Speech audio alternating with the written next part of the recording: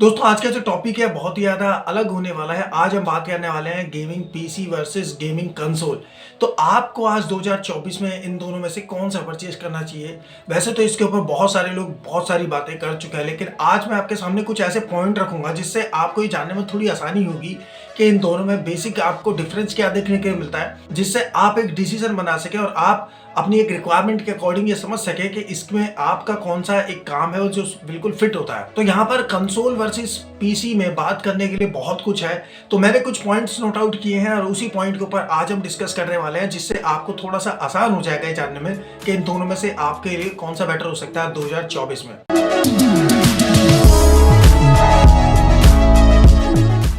दोस्तों अगर कंसोल की बात करें तो यहाँ पर सोनी और एक्सबॉक्स की हम बात करने वाले हैं, निंटेंडो की तरफ नहीं जाएंगे। तो यहाँ पर मोस्टली जो कस्टमर्स यूज़ करते हैं वो सोनी और एक्सबॉक्स को ही यूज़ करते हैं, और इसमें से ज़्यादातर जो मेजोरिटी है इंडिया के अंदर की बात की जाए तो वो सोनी की तरफ ज़्यादा जाते हैं, क्योंकि सोनी में आपको जेल ब्रेक भी मिल जाता है और बहुत सारे और भी एडवांस ऑप्शन आपको देखने के लिए मिलते हैं। तो वहीं पर एक्सबॉक्स के भी अलग अपने कस्टमर्स अवेलेबल हैं। तो यहाँ पर अब पहले बात करते हैं कंसोल की तरफ। तो कंसोल में अगर बात करी जाए दोस्तों, तो कंसोल के अंदर आपको बहुत सारे नेक्स्ट जनरेशन वाले ऑप्शंस आपको देखने के लिए मिल जाते हैं। तो सबसे पहले हम पॉइंट नंबर 1 की तरफ चलते हैं। तो यहाँ पर अगर पोर्टेबिलिटी की बात करी जाए तो यहाँ पर बिल्कुल क्लियरली अगर कोई विनर होता है तो वो होता है हमारा गेमिंग कंसोल। तो आप देख सकते हैं पीछे PS4 रखा हुआ है, PS4 का कंट्रोलर और केवल PS4, ये दो ही चीज़ हमें रिक्वायरमेंट होती है, बाकी कोई ताम झाम की जरूरत नहीं होती है। आप कहीं भी लगाइए और चलाइए। वहीं पर अगर आप सिस्टम की तरफ देखेंगे तो इस सिस्टम में आपको इतना बड़ा ताम झाम मिलेगा। इसे पोर्टेबल नहीं बोल सकते हम, क्योंकि ये इतना बड़ा बल्कि होता है, इसे कहीं भी आसानी से ले जाया नहीं जा सकता। इसके लिए पर्टिकुलर एक पर्सन चाहिए होता है जो उसे लेके जाए। इसे आप इजीली बैग में आप रख के ले जा सकते हैं। तो सबसे पहले नंबर 1 जो क्लियरली विनर हो जाता है वो है कंसोल, क्योंकि यहाँ पर एक छोटा सा ऑप्शन आपको अच्छे खासे गेम्स को प्ले करने के लिए एक ऑप्शन प्रोवाइड करता है। परचेज कीबोर्ड और माउस, इन दोनों में से कौन सा बेस्ट हो सकता है। दोस्तों यहाँ पर सभी की अपनी अपनी अलग अलग चॉइसेस होती हैं। वैसे इसमें आपको खुद का डिसीजन देखना होता है। अगर आप बिल्कुल फर्स्ट टाइम पर कंसोल परचेज कर रहे हैं और उसका कंट्रोलर आपको इस तरीके से देखने को मिलता है, तो फर्स्ट टाइम आप कंट्रोलर को हैंडल भी नहीं कर पाएंगे। इस तरीके का थोड़ा सा आपको देखने के लिए मिलेगा।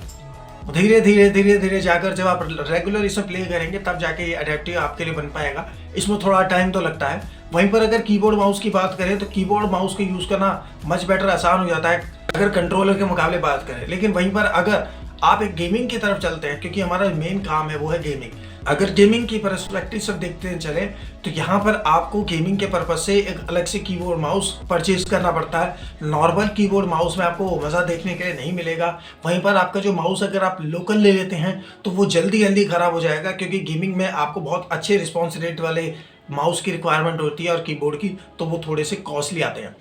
वहीं पर अगर बात करें हम कंसोल के कंट्रोलर की, तो कंट्रोलर में आपको केवल एक कंट्रोलर मिलेगा जिसमें पूरा फैसिलिटी आपको दी जाती है। उसमें 3.5 mm का जैक आपको मिलेगा, टच पैड आपको देखने के लिए मिलता है, आपको इसमें जॉयस्टिक आपको देखने के लिए मिल जाती है। तो बहुत सारे ऑप्शंस आपको देखने के लिए मिलते हैं। तो प्लग एंड प्ले है, आप लगाइए और चलाइए, और बहुत ज़्यादा पोर्टेबल है।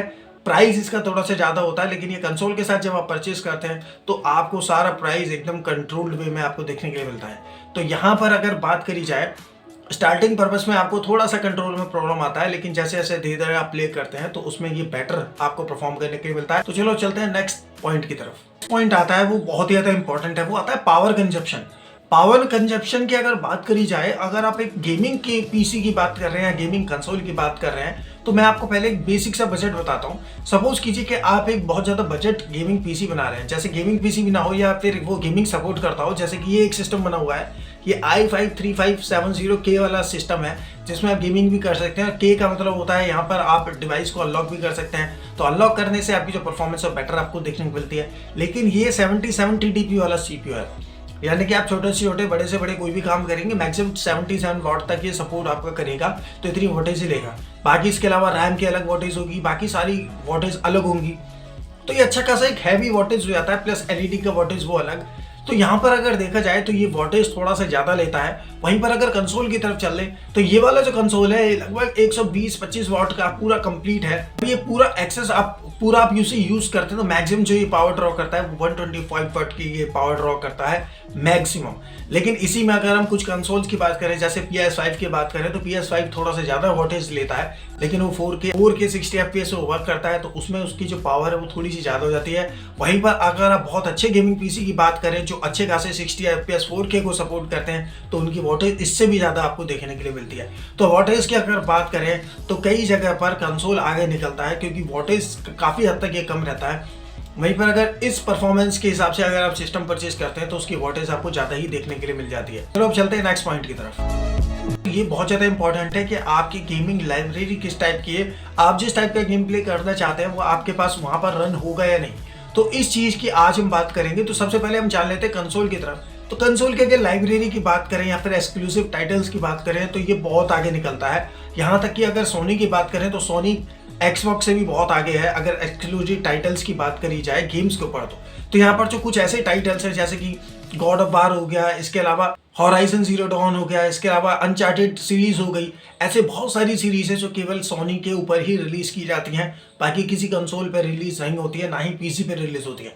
अब कुछ हद तक पीसी पे आने लगे हैं, लेकिन वो भी सबसे पहले कंसोल पे ही रिलीज होंगे, देन उसके बाद ही कुछ टाइम बाद ही वो पीसी पर आते हैं, और एक्सबॉक्स पे तो तब भी देखने के लिए नहीं मिलते हैं। तो इस चीज़ में कहीं ना कहीं अगर देखा जाए तो गेमिंग लाइब्रेरी अगर बात करी जाए तो इसकी गेमिंग लाइब्रेरी बहुत बड़ी है। हालांकि गेमिंग लाइब्रेरी में पीसी का भी कोई तोड़ नहीं है, इसके भी कुछ ऐसे टाइटल्स हैं जो कई बार हमें कंसोल पे देखने के लिए नहीं मिलते हैं। तो यहाँ पर अगर क्लियरली अगर मैं बात करूँ तो यहाँ पर कुछ हद तक लाइब्रेरी के मामले में ये कंसोल आगे निकलता है, क्योंकि अगर आपको लेटेस्ट गेम्स वगैरह पसंद हैं तो यहाँ पर कंसोल के ऊपर सबसे पहले लॉन्च किए जाते हैं। अभी आने वाला जो GTA 6 है उसके जो बिल्कुल जो रूमर्स आ रहे हैं उसमें उसके अकॉर्डिंग यहाँ पर सबसे पहले जो ये लॉन्च होगा वो कंसोल पे ही लॉन्च होगा, पीसी पे लॉन्च नहीं होगा। और उसको चलाने के लिए आपको जो पीसी अपग्रेड करना पड़ेगा वो बहुत ज़्यादा हाई होगा। अगर आपको GTA 6 जैसा गेम प्ले आपको चलाना है तो उसके लिए अच्छा खासा एक तगड़ा पीसी आपको बनाना पड़ेगा जो अच्छा खासा एक अमाउंट लेगा आपसे। वहीं पर अगर आप 40-50 हज़ार रुपये में एक कंसोल परचेज कर लेते हैं तो GTA 6 जैसे गेम प्ले को आप आराम से इस टाइप के कंसोल्स में प्ले कर सकते हैं। चलो अब चलते हैं नेक्स्ट की तरफ। मेरा फेवरेट है खासकर इंडियंस का, ये आता है फ्री गेम्स के बारे में। तो दोस्तों फ्री गेम्स कहाँ पर ज़्यादा मिलते हैं, ये एक बहुत बड़ा इंपॉर्टेंट क्वेश्चन हो जाता है। तो इसमें तो नो डाउट बहुत ज़्यादा आगे निकलता है पीसी बहुत आगे है इस चीज़ में। अगर आपको कोई भी गेम फ्री में डाउनलोड करना है तो पीसी के लिए आप आराम से कहीं ना कहीं से आप डाउनलोड करके इजीली आप प्ले कर सकते हैं।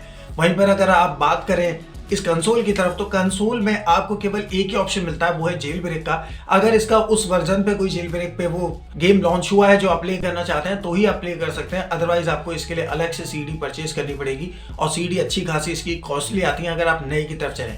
वहीं पर अगर आप पीसी की तरफ बात करें तो पीसी पे जो भी गेम लॉन्च होता है वो लगभग कुछ समय बाद आपको जल्द से जल्दी आपको पीसी के क्रैक वर्जन पे देखने के लिए मिल जाता है। लेकिन वहीं पर एक इशू भी आता है, वो इशू ये भी रहता है कि कई बार यहाँ पर जो क्रैक वर्जन होता है इसमें ज़्यादातर वायरस वाले आपको देखने के लिए गेम्स मिलते हैं। कई बार जो गेम्स हम डाउनलोड करते हैं वो कई बार इस पर रन भी नहीं होते हैं, कई बार कुछ ना कुछ एरर आ जाता है जिसके कारण में बहुत ज़्यादा हेडेक झेलनी पड़ती है।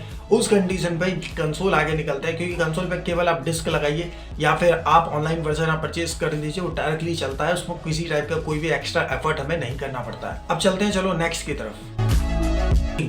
अगर आपके पास कोई गेम्स है, आप उसमें कोई मोड वगैरह आप चलाना चाहते हैं, कुछ अपग्रेड उसमें करना चाहते हैं, तो क्या ये अपग्रेड इजीली पॉसिबल है?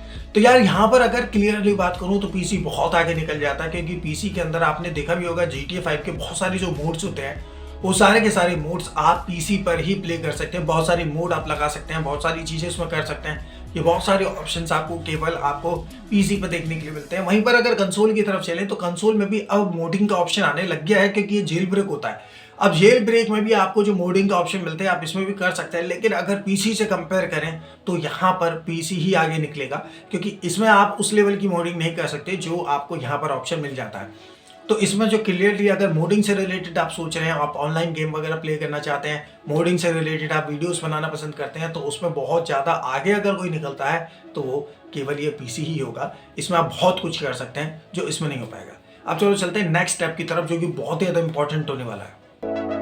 पर्सनली मेरा बहुत ज़्यादा फेवरेट है और ये आप लोगों के लिए भी बहुत ज़्यादा इंपॉर्टेंट होगा। अगर आप यूट्यूब पे वीडियो बनाते हैं या फिर आप कंटेंट बनाने में आप सोच रहे हैं, आगे फ्यूचर में डिसाइड कर रहे हैं कि आप भी गेमिंग के ऊपर कोई ना कोई कंटेंट बना के अपलोड करने के बारे में सोच रहे हैं, तो यहाँ पर दोस्तों अगर बात करी जाए गेम को रिकॉर्ड करने की, तो ये बहुत बड़ा एक सिर दर्द होता है। अगर गेम रिकॉर्डिंग के ऊपर बात करी जाए, आप गेम तो प्ले कर सकते हैं, फिर चाहे वो पीसी पे हो या कंसोल पे हो, लेकिन वहीं पर इसे रिकॉर्ड कैसे करें। रिकॉर्ड करने का जो ऑप्शन है वो बहुत ज़्यादा इंपॉर्टेंट हो जाता है।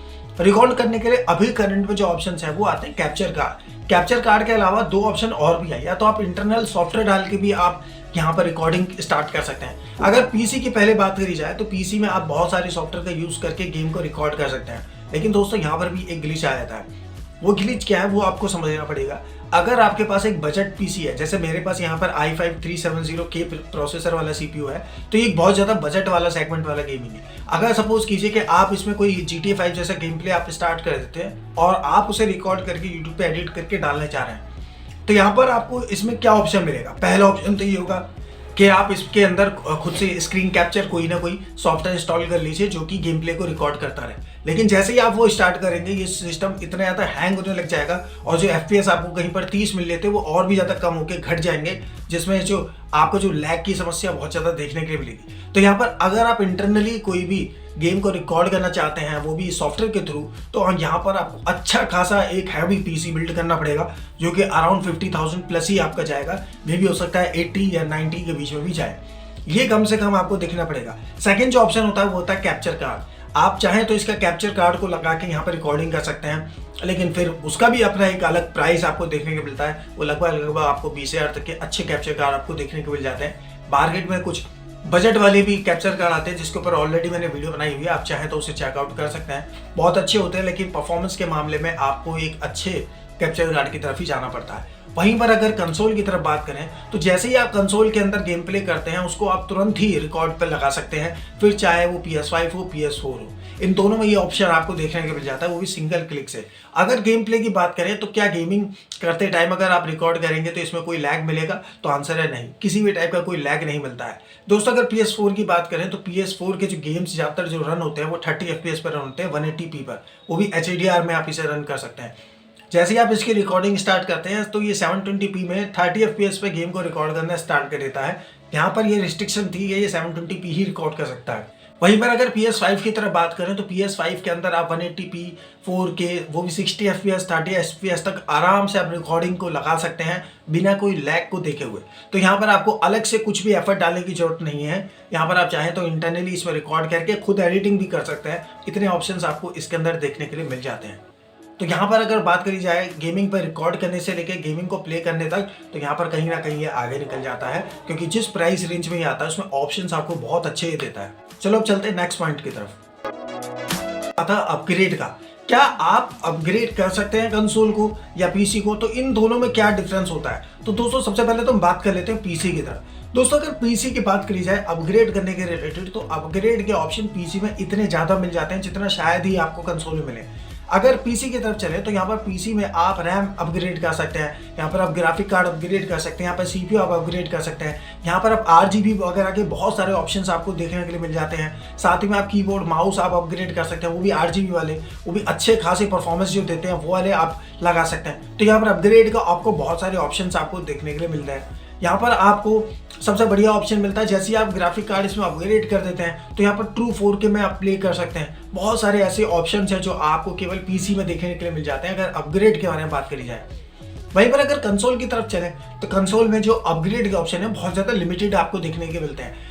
पहला तो आप इसमें किसी भी टाइप की कोई रैम को अपग्रेड नहीं कर सकते हैं, सीपीयू चेंज नहीं कर सकते हैं। केवल आपको एक ही ऑप्शन मिलता है, वो है हार्ड डिस्क या SSD को चेंज करने का, जिसे आप चेंज करके थोड़ा सा अपग्रेड कर सकते हैं, वो भी स्टोरेज के मामले में। वहीं पर अगर सेकंड डिस्क में अपग्रेड के बारे में सोचा जाए तो अपग्रेड के लिए केवल इतना ही हो सकता है कि आप इसमें कुछ मॉडिफिकेशन कर सकते हैं। वो मॉडिफिकेशन होगी कि आप इसकी स्किन चेंज कर सकते हैं। मार्केट में इसके जो कंट्रोलर्स आते हैं वो ट्रांसपेरेंसी वाले भी कंट्रोलर आते हैं, आप उसमें कोई ना कोई नई स्किन लगा के आप उसे यूज़ कर सकते हैं। ज़्यादा कुछ इसमें करने के लिए ऑप्शन नहीं मिल जाता है, छोटे मोटे कुछ ऑप्शंस आपको मिलते हैं। तो यहाँ पर अगर आपको मान लीजिए इसमें 20 आपको ऑप्शन मिलते हैं, तो यहाँ पर आपको लगभग 5 से 7 ऑप्शन ऐसे मिलेंगे जिसमें आप अपग्रेड कर सकते हैं। तो कुछ ऑप्शंस ऐसे आपको इसमें कम देखने को मिलते हैं, इसमें आपको बहुत भर भर के आप अपग्रेड कर सकते हैं, फिर चाहे वो आपका पीसी ही अपग्रेड करना क्यों ना हो।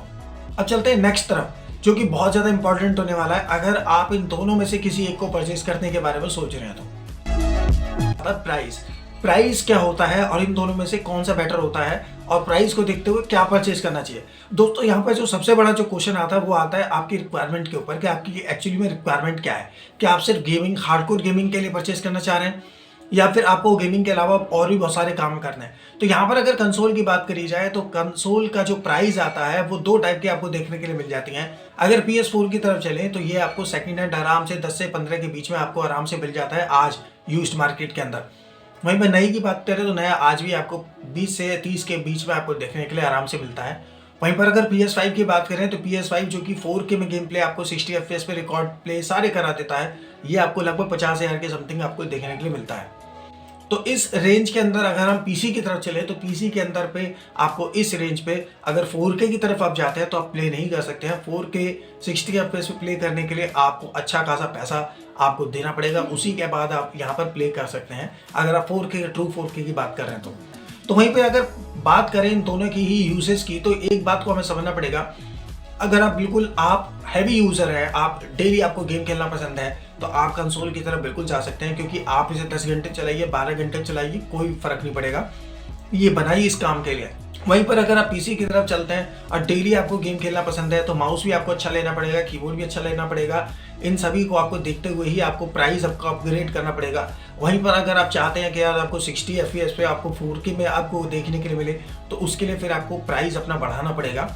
पर इसमें आपको ये बेनिफिट मिलता है कि इसके अलावा और भी बहुत सारे काम इसमें किए जा सकते हैं। आप चाहें तो इसके अलावा कोई ग्राफिक डिजाइनिंग का काम इसमें कर सकते हैं, कोडिंग कर सकते हैं, नेट चला सकते हैं, और भी बहुत सारे काम पीसी में हो जाते हैं जो कि इसमें पॉसिबल नहीं है। तो ये तो था दोस्तों कुछ ऐसे पॉइंट जिसे आपको जानना बहुत ज़्यादा ज़रूरी है अगर आप इन दोनों को परचेज करने के बारे में सोच रहे हैं। इन दोनों की अपनी अपनी अलग अलग कम्युनिटी है। आप किसके बारे में सोच रहे हैं, कौन सा आप परचेज करने वाले सोच रहे हैं, आप कंसोल पे जाना चाह रहे हैं या पीसी पे, बताइएगा नीचे कमेंट सेक्शन में जरूर बताइएगा। मेरे को पसंद जो आता है कि अगर मुझे सिर्फ गेमिंग करनी है तो वहां पर मैं जाऊंगा बिल्कुल कंसोल की तरफ। तो दोस्तों वीडियो आपको कैसे लगी बताना यार कमेंट सेक्शन में। वीडियो पसंद आए तो लाइक शेयर जरूर करना और चैनल पे अगर आप नए आए हैं तो सब्सक्राइब जरूर करना। चलो मिलते हैं आपसे नेक्स्ट वीडियो में, तब तक के लिए टेक केयर एंड बाय।